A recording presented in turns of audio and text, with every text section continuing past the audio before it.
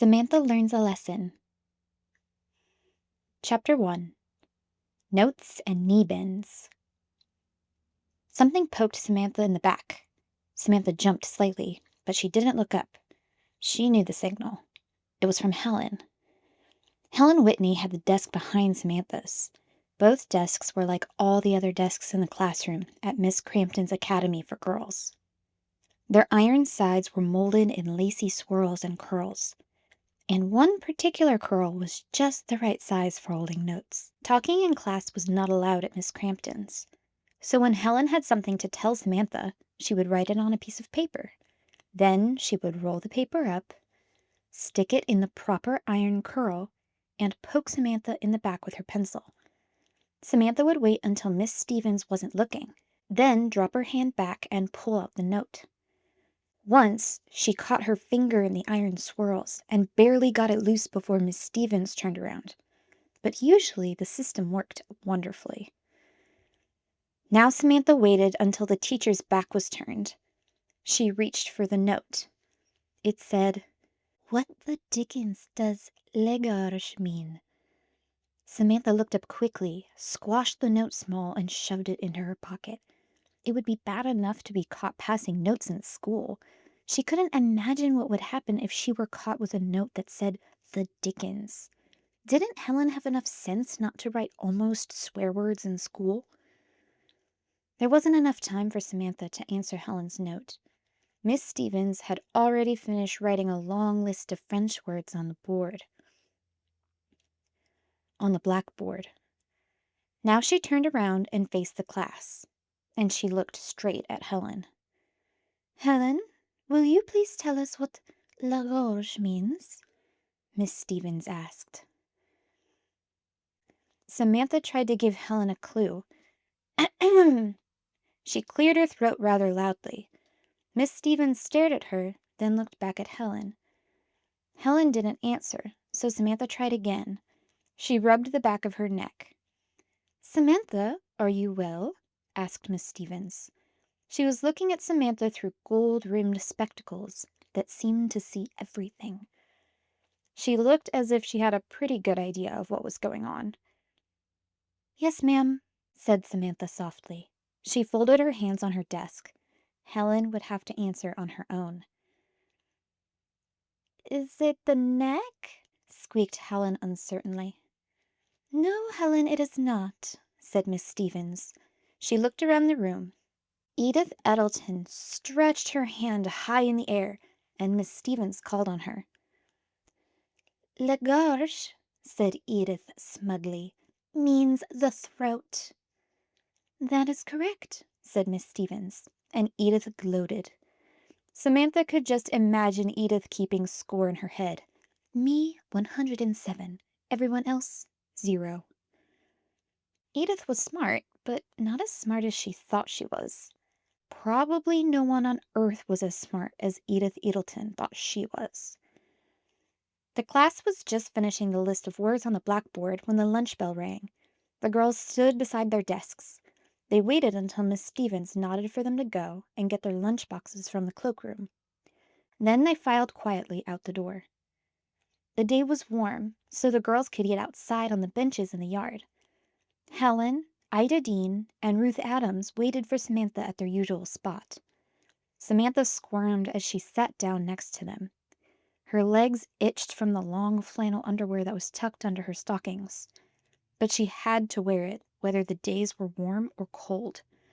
Grand Mary said that flannel underwear kept children from getting consumption, and she insisted that Samantha put it on at the beginning of September. "Do you think Miss Crampton will make us do arm stretches today?" Ida asked between bites of her chopped olive sandwich. Miss Crampton was the head of the academy, and she was very serious about exercise. At 1 o'clock every day, she came to the classroom to lead the girls in exercises. "If she makes us do 50 arm stretches, I'm going to faint," Ida added with a sigh. "At least arm stretches are better than knee bends," answered Helen. "I hate knee bends. I think Miss Crampton is trying for the world record in knee bends." "It could be worse," said Ruth. At my cousin's school, they have to practice swimming, but they don't have any water. They have to hang with big ropes around their waists. They have to kick and paddle, just hanging in the air like that. Ida looked at her in disbelief. Oh, they never, she gasped. Ruth nodded importantly. I swear it, they do. And she licked jelly neatly off her fingers. The girls were quiet for a moment, all giving silent thanks for the swimming hole in Mount Bedford. At least they could learn to swim in real water. Maybe knee-bends aren't so bad after all, Ida finally said. Samantha took a gingerbread cookie out of her lunchbox and grew quiet while the other girls talked on. Every time she had gingerbread, Samantha thought about Nellie. Samantha had given Nellie her first taste of gingerbread last summer, when Nellie worked next door at the Rylands' house. But Mrs. Rylands sent Nellie back to the city, and now Samantha missed her friend. She thought about Nellie every day. She remembered all the things Nellie had told her about her life in the city, and she was worried. Nellie had said that her whole family, all 5 of them, lived in one room in a crowded building. There was only one window in the room, and the air always smelled bad. In the summer, the room was very hot, and in the winter it was terribly cold. There was a little stove for cooking, but there was never enough coal to make the room warm. And Nellie had said they were nearly always hungry because there wasn't enough money. Samantha remembered all the things Nellie had told her, and the gingerbread tasted dry in her mouth. As she swallowed the last of her milk, Samantha's thoughts were jerked back to the schoolyard by the ringing of Miss Crampton's bell. She hurried to get in line with the other girls. They all marched back inside to face another afternoon, beginning with Miss Crampton's knee bends. Chapter 2. Nellie. On Saturday morning, Samantha was getting dressed when there was a sharp knock at her door. Elsa leaned her head in. You have company, miss, she said. Elsa looked annoyed at having to bother with Samantha's company. Your grandmother said to tell you it's a friend. She's in the parlor. Samantha was surprised. She had lots of friends who came to play, but Grandmary would never tell any of them to wait in the parlor. The parlor was only for grown-up visitors. Samantha hurried downstairs. She stopped in the hall to straighten her dress, then slowly opened the parlor door and looked around. At first, she thought the room was empty. Then, she saw a wide blue bow just peeking over the back of a green velvet chair. That was enough. Nellie! Samantha yelled. She ran around the chair and hugged the girl who jumped up to meet her. Nellie was laughing. Oh, Nellie, it's really you! You're all right! Samantha stood back and looked at her friend. Are you back at the Rylands? She said. Oh, no, it's much better, Nellie said. Her eyes were sparkling. It was your grandmother, Samantha. She did it. She talked to Mrs. Van Sicklen, and Mrs. Van Sicklen hired my mother and father. Pa will be her driver. He'll take care of the horses and the garden. Ma will cook and clean and do laundry. And Bridget and Jenny and I will all help. Nellie bounced with excitement. She looked as if she had a grand surprise. And guess what, Samantha?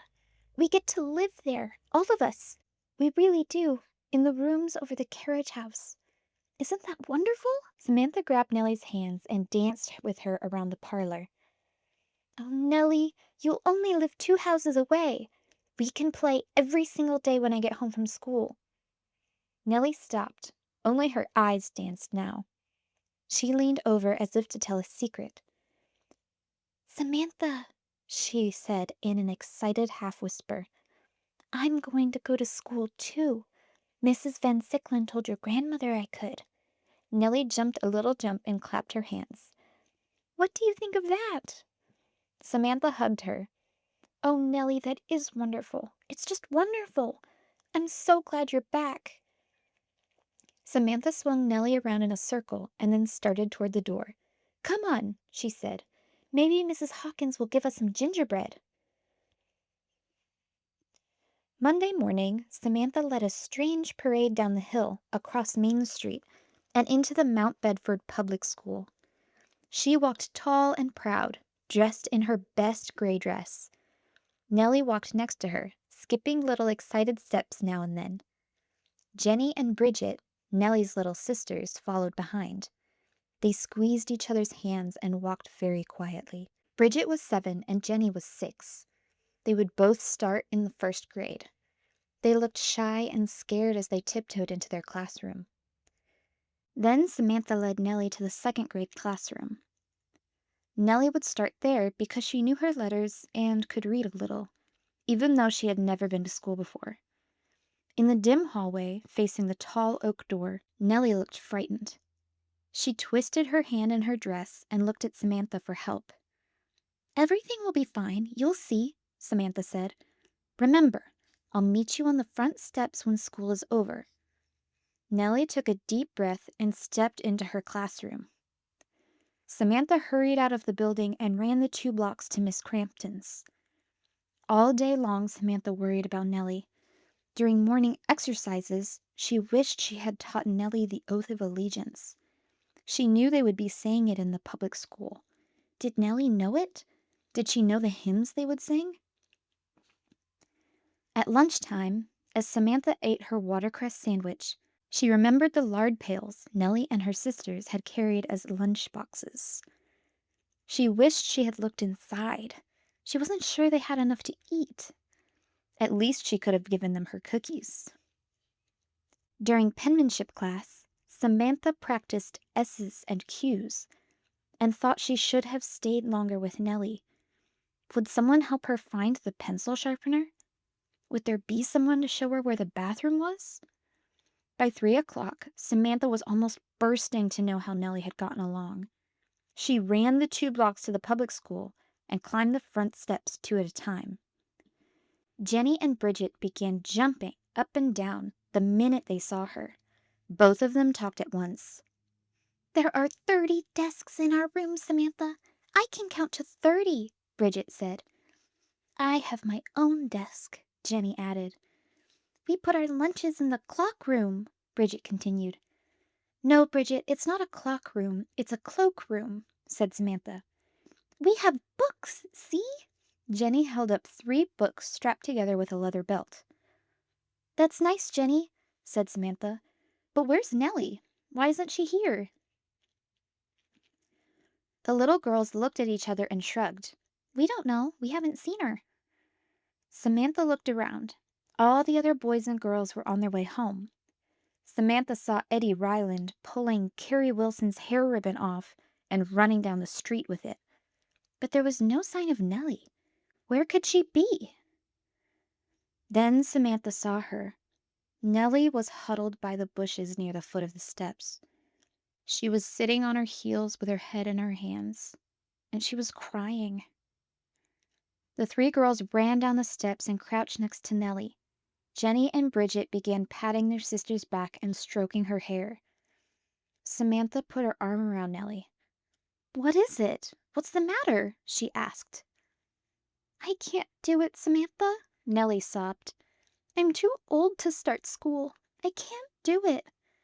"But Nellie, what happened?" "The children all laughed at me because I'm big and I'm just in 2nd grade," said Nellie as she lifted her tear-stained face.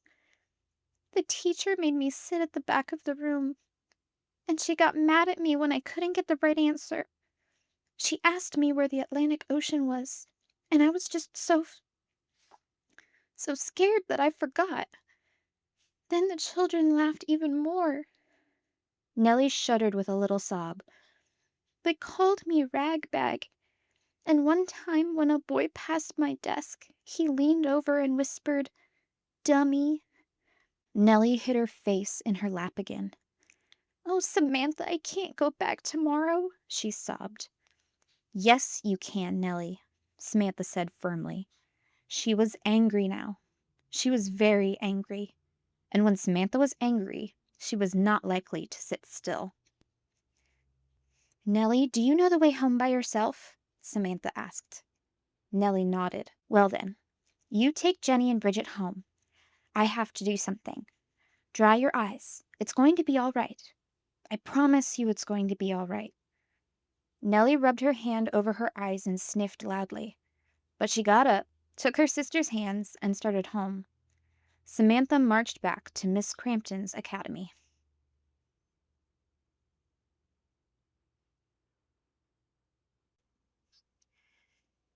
Chapter 3. Mount Better School. Miss Stevens was at her desk. She was busy writing something, but she stopped when she saw Samantha. "Can I help you, Samantha?" she asked. "Yes, Miss Stevens," answered Samantha. She did not know quite how to begin. At last, she said, "I have a friend, and she's just started school. She's 9, but she never went to school because she had to work in a factory. She's in the 2nd grade." Samantha stopped and watched Miss Stevens closely to see if she would think this was funny. But Miss Stevens didn't look as though she thought it were funny at all.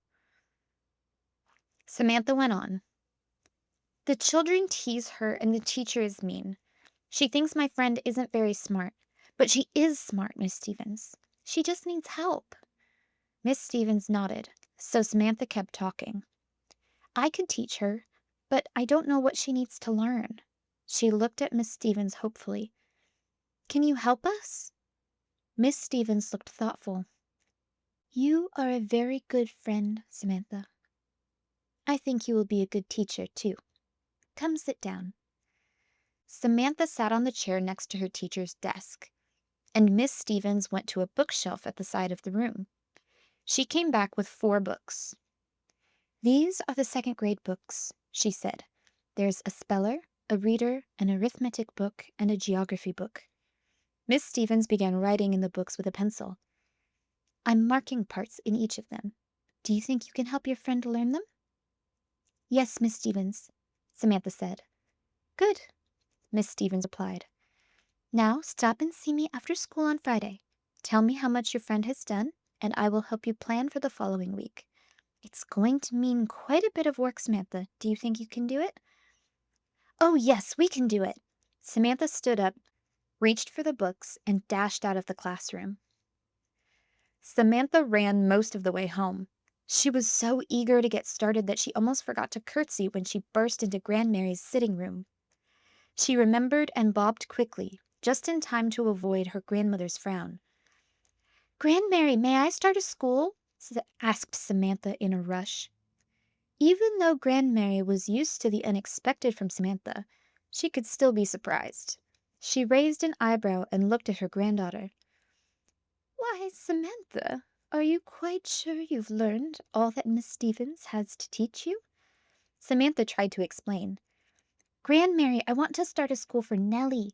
She's having a terrible time at public school. The teacher is mean to her and the children tease her because she's just in the 2nd grade. But if I helped her, she could move up to the 3rd grade really fast. I just know she could." Grandmary thought for a minute before she answered. "I'm glad that you are willing to help Nellie," Grandmary said. "But you must not take up too much of her time, Samantha. Nellie has duties at the Van Sicklen's house, and I know you would not want her to neglect them." "I won't take too much time, I promise," said Samantha. "And we'll be so quiet you won't even know we're there." A little smile crept around Grandmary's mouth, and Samantha knew she had won. "Very well," said Grandmary. "I guess it won't do any harm." "Thank you, Grandmary," said Samantha, as she hugged her grandmother quickly. Then she hurried out of the room to get her school ready. It was past 4 o'clock when Samantha went into the Van Sicklen's backyard looking for Nellie. Samantha couldn't see anyone around, but she could hear someone in the laundry room. She peeked inside and saw Nellie ironing clothes. Nellie worked at a table in the middle of the room. Next to her, 3 irons sat on a small coal stove. Nellie was sweating with the heat. She put the iron she was using back on the stove and picked up a hot one before she noticed Samantha. Her face brightened when she saw her friend. "Can you come over to my house?" asked Samantha. "Oh, not now," Nellie said as she wiped her face with the corner of her apron. I have to finish the ironing first, but I'm pretty near done. She looked down at her basket. I can come in about a half hour. All right, Samantha said. I'll wait for you on my back steps.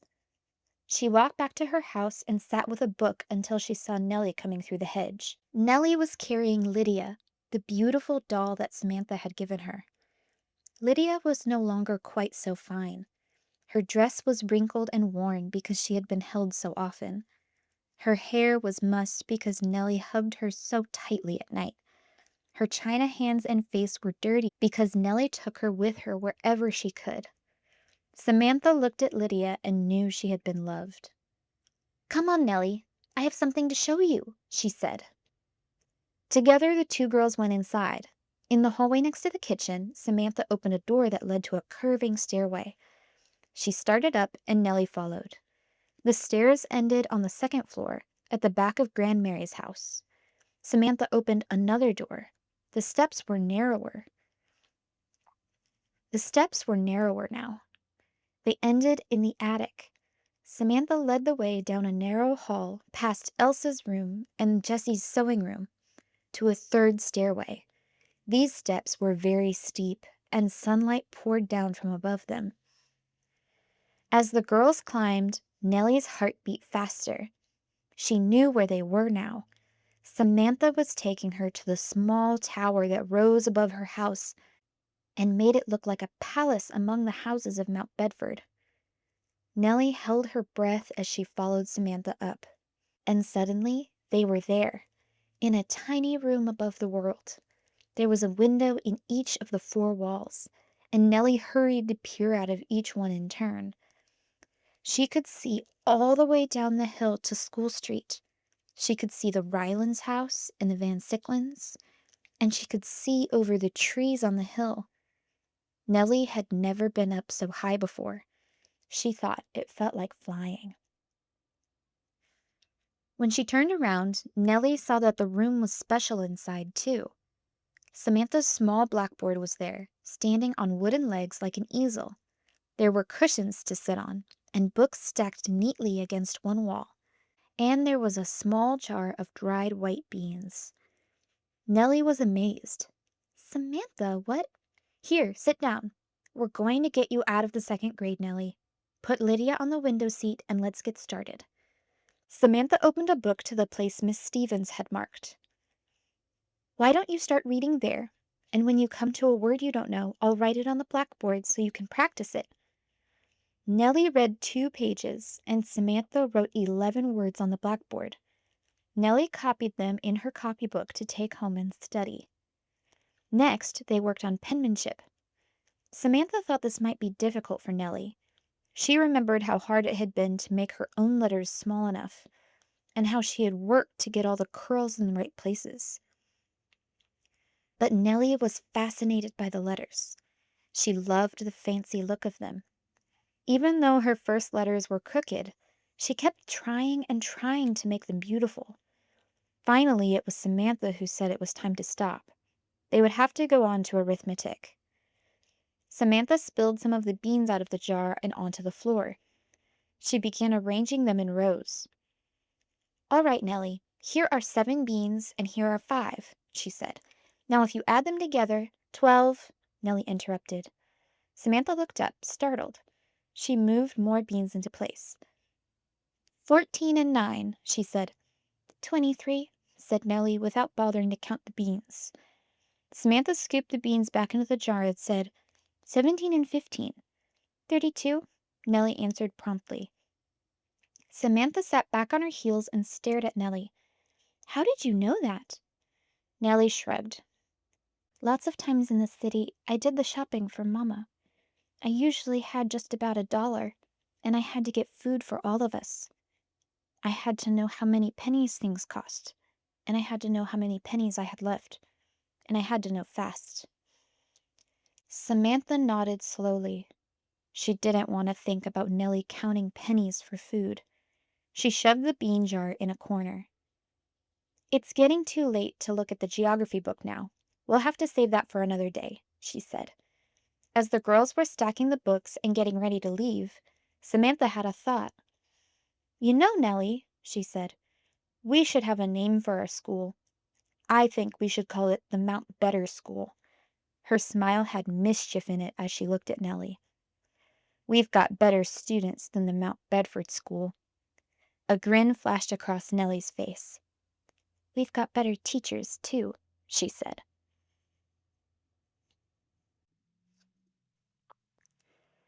Chapter 4. The Contest. The next morning, Miss Crampton made an announcement. "The Mount Bedford Ladies' Club will be sponsoring the Young People's Speaking Contest again this year. The contest will be held on October 5th in the Mount Bedford Opera House. This year's subject is Progress in America," she said. "Students from Lessing's Boys' School and from the public elementary school will compete in the contest," Miss Crampton continued.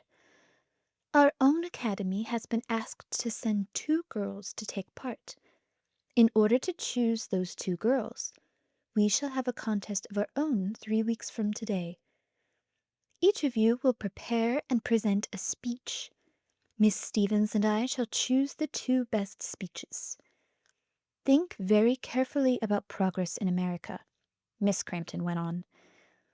"Think of all the inventions that have changed our lives. The telephone, the steam engine, electric lights, and so many more. Talk to your parents and read books to get ideas. You have just 3 weeks to work on your speeches. You should begin today. And remember, I expect excellence."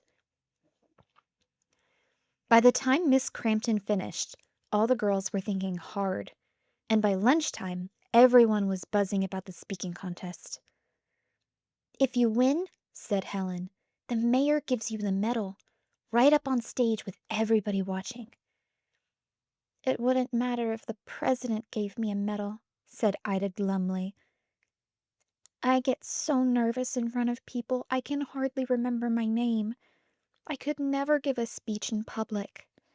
"You get your name in the paper if you win, too," Helen added. "I would probably just faint and fall off the stage onto the mayor," said Ida. "And my parents would be so embarrassed they'd have to leave town." "I don't get nervous," said Ruth. "But I don't know enough big words to win. Judges always like big words." "I'm going to keep smelling salts in my pocket," said Ida. "Remember them if I faint." "Samantha's going to win," said one of the other girls. "Her essays are always the best, and she won't be scared on the stage." Samantha shrugged modestly. "I wish I could win," she said. She knew she would certainly try. Wouldn't it be wonderful to be up on that stage and feel the medal in her hand? "Edith Edelton might win, though." It was Ruth speaking. Ruth was Samantha's friend, but she was an honest friend. "Edith knows more big words than the rest of us put together, and she's not scared of anything." The other girls groaned. Helen made a face. "Ruth," she said, "just be quiet and eat your sandwich." At 3 o'clock, Nellie and her sisters waited for Samantha on the front steps of Mount Bedford Public School. This afternoon, there were no tears. "How was it, Nellie?" called Samantha as the 3 bounded down the steps. "It wasn't too bad," answered Nellie. Bridget took Samantha's hand, and the girls started home. "Did they tease you?" Samantha asked. "They did some," said Nellie, trying to slow Jenny down. "But I didn't mind so much. The teacher mostly left me alone." "Can you come to Mount Better School today?" asked Samantha. Nellie looked uncertainly at Samantha. "I have to clean the parlor and sweep the mats," she said. "But if I get the table set right away, I can come for a little while before I have to serve dinner." Just then, Edith Edelton came riding past on her bicycle. She looked at the girls and stopped. "Samantha Parkington, does your grandmother know that you're walking home with servant girls?" Samantha was shocked. "What are you talking about?" Edith was only too glad to go on. Those are Mrs. Van Sicklen's servants. I know my mother doesn't want me to spend time with them, but then I guess some people just aren't very particular." And Edith climbed back on her bicycle and pedaled away. Nellie's face got very red. For once, Samantha was speechless. She grabbed Bridget's hand tightly and marched up the sidewalk with long, angry steps. "You know, Nellie," Samantha finally said, "Edith Edelton is even nastier than Eddie Ryland." That evening, Samantha had dinner with Grandmary. Samantha always loved the glitter of the silver and the crystal in the dining room. She loved the little silver bell Grandmary let her ring to tell Mrs. Hawkins to clear the table and bring dessert. She loved the special grown-up time she shared with Grandmary. Of course, such a grown-up dinner wasn't easy. Samantha had to use her very best manners. She sat very straight and kept her napkin in her lap. She tilted her soup spoon away from her in her soup plate. She never spilled or dropped a crumb. She kept her elbows close to her sides, and she tried not to speak until she was spoken to. Samantha waited until Grandmary asked her about school before she told her about the speaking contest. "What do you think is the best sign of progress in America, Grandmary?" Samantha asked. Grandmary paused for a moment.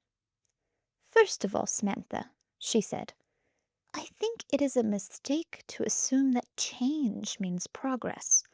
The world got along quite well without all of these new inventions and machines. Many of them have caused more confusion than they're worth." Grandmary paused again. "Still," she said, "I think you'd have to say that the telephone has been of some help. Of course, it will never take the place of a courteous letter, but I think it does help Mrs. Hawkins when she orders meats and groceries.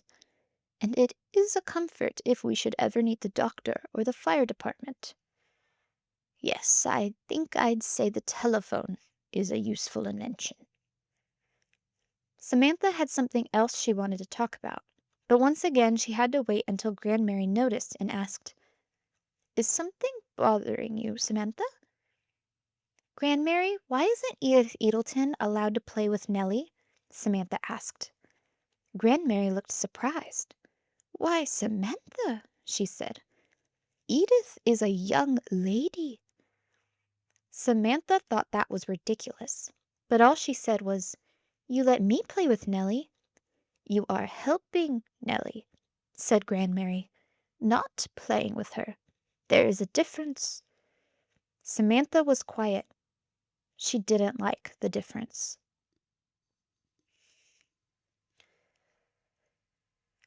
Chapter 5. Progress. Samantha was delighted that Uncle Gard came to visit on Saturday. She was even more pleased to see that he had not brought his friend Cornelia with him. That meant that after tea with Grandmary, Samantha could have him all to herself. The net was set up for lawn tennis. Samantha served the ball over the net. Uncle Gard dived for it and hit back. Samantha swung her racket and missed. "Uncle Gard," Samantha called as she brought the ball back and moved closer to the net. "I need to know about progress. I need to know for the speaking contest. 2 girls from Miss Crampton's can enter. The winner gets a gold medal. Oh, Uncle Gard, I really want to win. Can you help me?" Uncle Gard whistled. That's a pretty big order. What do you need to know? "What's the best invention?" Samantha asked. Her uncle thought a minute. Well, electric lights are important, Sam. They make a big difference at night. And more people are getting them. I expect someday people will just have electric lights and we won't need gas lamps at all. And what about the automobile? Now that's an important invention. People can go anywhere in automobiles. "That's silly, Uncle Gard," said Samantha. "You can't go anywhere far away from a drugstore or you won't be able to get gasoline." Well, that's not a problem, said Uncle Gard. Just take enough gasoline with you. And you can't go anywhere on a rainy day, said Samantha. Automobiles get stuck in the mud. Have a heart, Sam, laughed Uncle Guard. I thought you liked automobiles. I do, said Samantha as she got ready to hit the ball again. But they're just not as much fun as horses. Why not? Samantha reached high and sent the ball sailing. You can't feed carrots to an automobile. For 2 weeks, Samantha worked hard to learn about progress in America. She read books about new inventions. She took notes about the ideas she got from talking to different people. Mrs. Hawkins said the best invention was the gas stove because it didn't get full of ashes like a coal stove. And you didn't have to keep the coals hot all night and all summer. She said that was progress. And Hawkins told Samantha about factories. He said factories were the most important sign of progress in America because there was no end to what they could make. He said they made things fast and they made things cheap. And he said that meant there were more things for more people all over the country. And that started Samantha thinking. Every afternoon, Samantha and Nellie had school in the tower room. Samantha wrote parts of her speech in her copybook and read them aloud to see how they sounded. Then she put the words in a different way and read them aloud again. Nellie worked on reading, geography, and spelling, but she knew how much Samantha wanted to win the speaking contest, and she tried not to disturb her. One afternoon, when Nellie was walking home with Samantha, they saw Edith Edelton standing on the sidewalk with Clarice Van Siclen, and Clarice and Edith saw them. "There's Samantha Parkington, keeping company with the servants again," said Edith. She spoke very loudly. "Do you suppose she's practicing to be a washwoman?" Clarice answered just as loudly. "Oh, no, I think Nellie is teaching her how to speak for the contest." "Well, of course that's it," said Edith. "Maybe we should all take lessons." And Edith and Clarice snickered loudly. Samantha ignored them and took Nellie's hand. But when they had walked on and could still hear the girls laughing behind them, Samantha said through clenched teeth, "Oh, Nellie, I wish girls were allowed to fight. I most surely do." Later that afternoon, when Samantha and Nellie were working in Mount Better School, they needed more pencils. Samantha went downstairs to the library to get one from Grandmary's desk. On her way back, she heard voices in the parlor. Even without looking at the calling cards on the hall table, Samantha knew who was visiting Grandmary. She recognized Mrs. Edelton's high, shrill voice and Mrs. Ryland's rasping one, and she thought she heard Nellie's name. Samantha moved closer to the door and peeked through a crack. Mrs. Edelton was speaking. "Well, the entire neighborhood is simply shocked," she said. Mrs. Ryland said, "Imagine bringing that whole ragged family to live right here, right in our neighborhood. I just don't know what got into Mrs. Van Siclen." "Actually, it was my idea," said Grandmary calmly as she poured the tea. "I urged Mrs. Van Siclen to give them a home. Their life in the city was quite dreadful." She passed the tea to her guests. "I believe Mrs. Van Siclen is quite pleased with them. They are all good workers." The two visitors looked a little embarrassed, but Mrs. Edelton continued. "My Edith says they are simply filthy, practically in rags." "They are poor, of course," answered Grandmary, "but I have always found them as clean as any children, and surprisingly well-mannered." Grandmary's back was very straight. Samantha recognized the frosty look in her eye that should have warned the visitors to be careful, but the visitors were too busy talking to notice. Then Mrs. Ryland asked, "Do you really think it's wise to let Samantha spend so much time with them?" "I believe Samantha is doing them a great deal of good," said Grandmary, "and it is our duty to do good where we can." She put her teacup down. "Would you care for more tea, ladies?" she asked in a voice that was more polite than friendly. Samantha turned and hurried back up the hall. Suddenly, she wanted to be close to Nellie. After lunch on Thursday, all the girls in Miss Crampton's academy filed quickly into the assembly room. They stood in front of their chairs until they had sung a hymn and said a prayer. Then they sat down with their backs straight and their hands folded in their laps. There was no whispering, even before Miss Crampton began speaking. As you know, 2 girls from the academy will represent all of us at the speaking contest tomorrow evening, Miss Crampton said. Today, Miss Stevens and I will choose those 2 girls.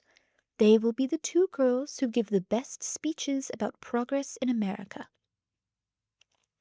Even with her hands folded, Samantha managed to cross her fingers. She took a deep breath to steady herself. Miss Crampton continued. I know that everyone in Miss Stevens' class has worked very hard on a speech, and I know we are all very eager to hear the results of this hard work. So I will say nothing more. Helen Whitney, will you please come forward? Helen walked up, curtsied, and gave her speech. Then each of the other girls in Samantha's class spoke. Some of their voices were shaky. Ida Dean spoke so softly the audience could barely hear her, but she didn't faint. At last, Samantha's turn came. She was the last girl to speak. Her voice was clear and steady. Factories in modern America, she began. American factories are the finest in the world. They are true signs of our progress. It used to take many hours to make a pair of shoes or a table by hand. Now, machines can make hundreds of shoes and hundreds of tables in just a few hours. And they make thread and cloth, toys and bicycles, furniture, and even automobiles. These things cost less money than they used to because they are made by machines. So now more people can buy the things they want and the things they need. That is progress. Truly, we could not go forward into the 20th century without our factories and without our machines. They are the greatest sign of progress in America. There was applause in the room. Miss Stevens nodded in approval. Samantha beamed as she walked back to her seat. Miss Crampton looked immensely pleased as she stepped to the front of the room. All of our young ladies have done a splendid job, she said. I am proud of each one of them. And now it gives me great pleasure to announce our winners. Will Miss Samantha Parkington please step forward? Samantha rose and walked to the front of the room again. Miss Crampton handed her an award. The certificate was crisp and smooth in her hand. She felt her heart swell with pleasure as she heard the applause around her. When the clapping stopped, Miss Crampton announced the other winner. It was Edith Edelton. Chapter 6. Winners.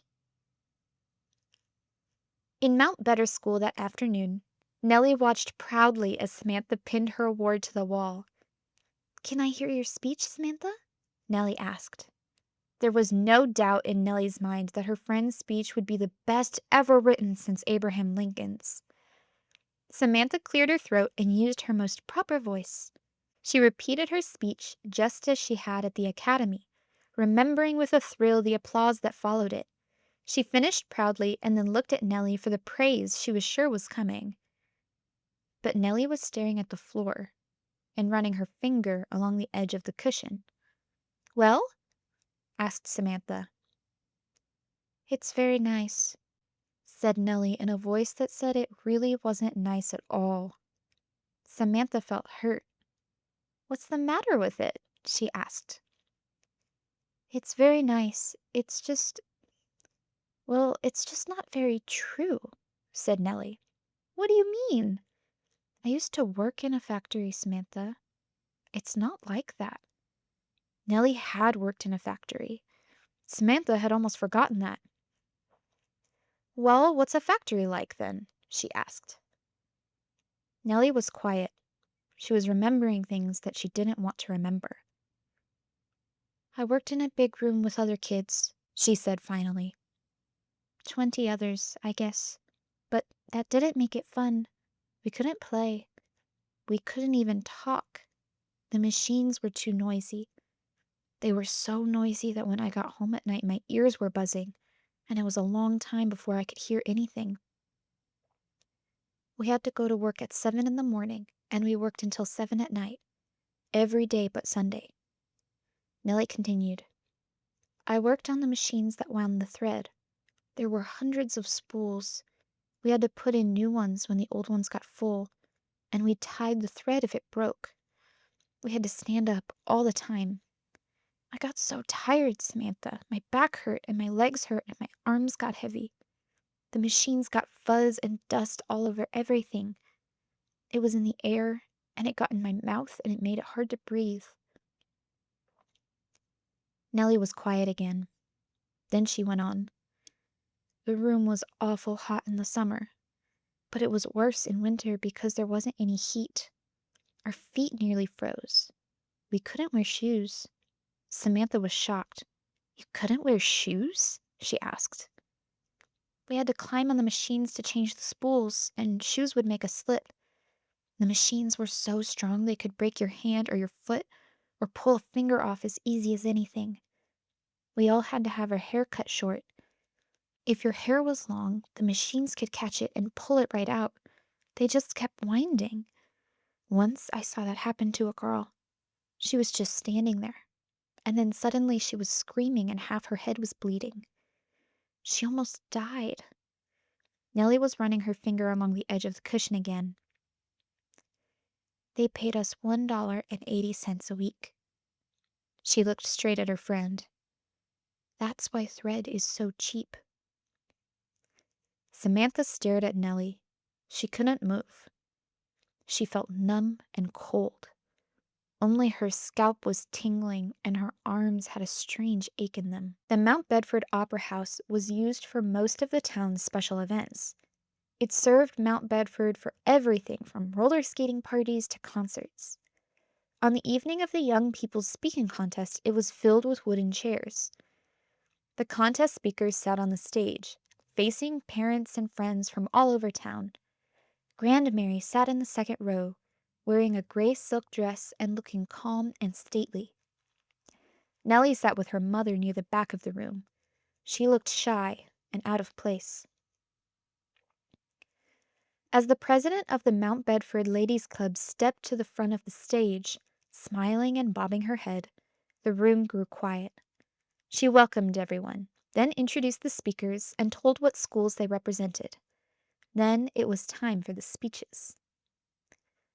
One of the boys from Lessing's school told about a new building that was 20 stories high. He said that from now on, all cities would be different because of it.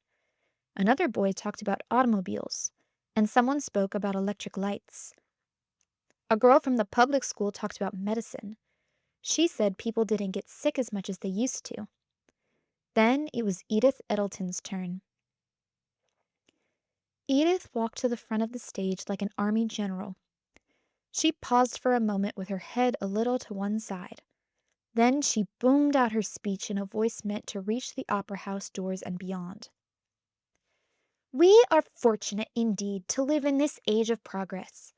Progress is the great American adventure. In the old days, a man had to work all day and all night to support himself and his family. But now, in modern America, great machines can be a great benefit to everyone. Now, everyone can have all he needs without a difficult struggle. Fortunes can be made now as never before. Now, with the help of machines, anyone can become wealthy. What a great opportunity man has in the 20th century.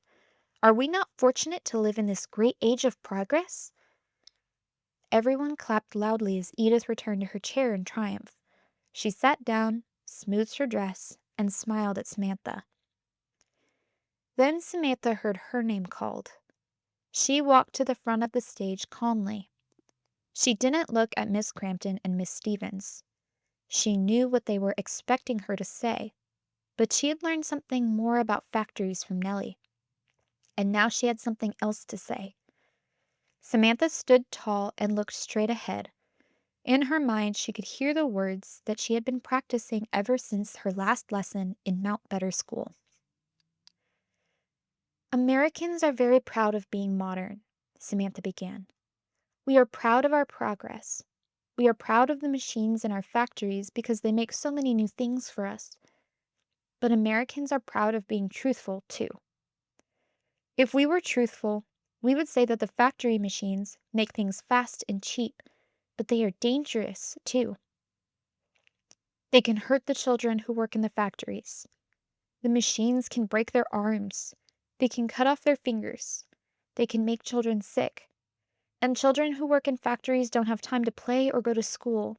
They are too tired. Samantha spoke calmly and clearly. She had discovered something. She had discovered that it is easy to talk to people, even to many people, if you really believe what you're saying. If our factories can hurt children, then we have not made good progress in America, Samantha continued. And I believe Americans want to be good. I believe we want to be kind. And if we are kind, I believe we will take care of the children. Then we can be truly proud of our factories and our progress. As Samantha walked back to her chair at the end of her speech, there was a long silence. Grandmary looked a little shocked. How could Samantha known about such things?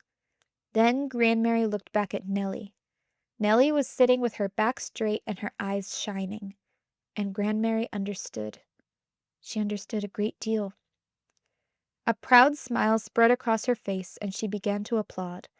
Her applause joined the clapping that began all over the room and grew into a long, loud roar of approval. Edith Eddleton looked rather like a snowman that had been left too long in the sun.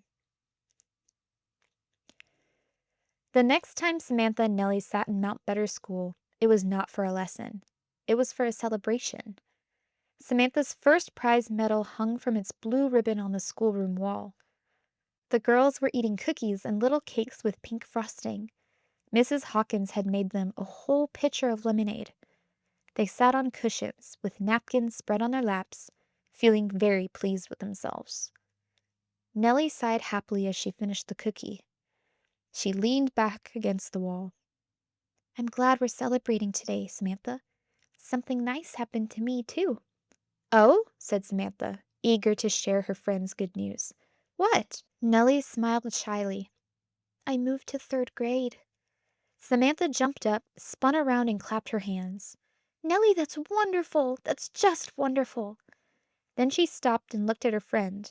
Nellie didn't look as happy as she should. You didn't tell me right away, Nellie. What's wrong? Asked Samantha. Nellie looked down at her napkin. Then she looked back at Samantha. I have the desk next to Eddie Ryland. Samantha's eyes grew wide, and she sank back to the floor. Oh, Nellie, she said with feeling. Both girls were quiet for a minute.